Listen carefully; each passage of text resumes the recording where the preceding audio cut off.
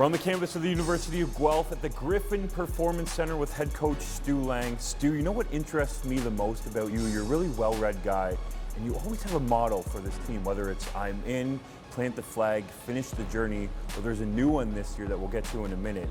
Where do you come up with these mottos, and what do they mean to you in this program? Well, a lot of our football, we stress focusing on one thing and doing extremely well.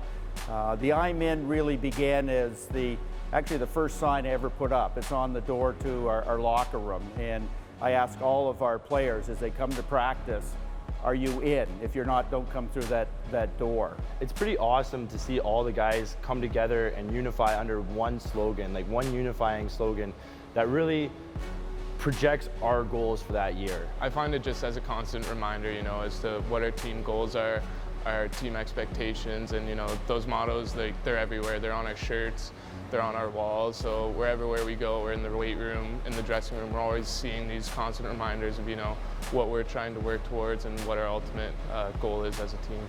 You come into 2015, obviously wanting to hoist that Yates Cup. What's your motto in 2015 and why? Well, it's go beyond. It's a quote from Bruce Lee that says there are no limits, there are only plateaus, and we must not stay there, we must go beyond. And I think as a football team, we're quite proud of being 7-1 for the last 3 years and winning more games than any other OUA team, but we've sort of stagnated. We've hit a plateau.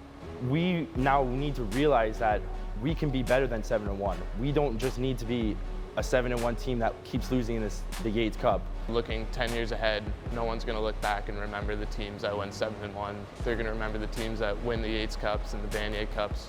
So I think the go beyond means let's go beyond our 7-1. Let's go beyond what we've been doing and try and reach that goal of winning a Yates Cup or a Vanier.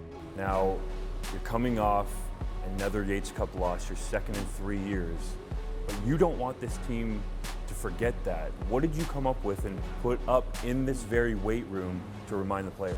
Well, we have a picture of the final shot of the game where the scoreboard shows the game over. It has the score 20-15. So I wanted that as a reminder to our players as they worked out, because we honestly feel we should have won the game. There's days when you walk into the weight room, you're tired, you don't want to do that last rep, but you look up on the wall and it's a reminder of why you're in the weight room, why you're working so hard. It served us this whole off-season just being constantly reminded of what happened in that Yates Cup game.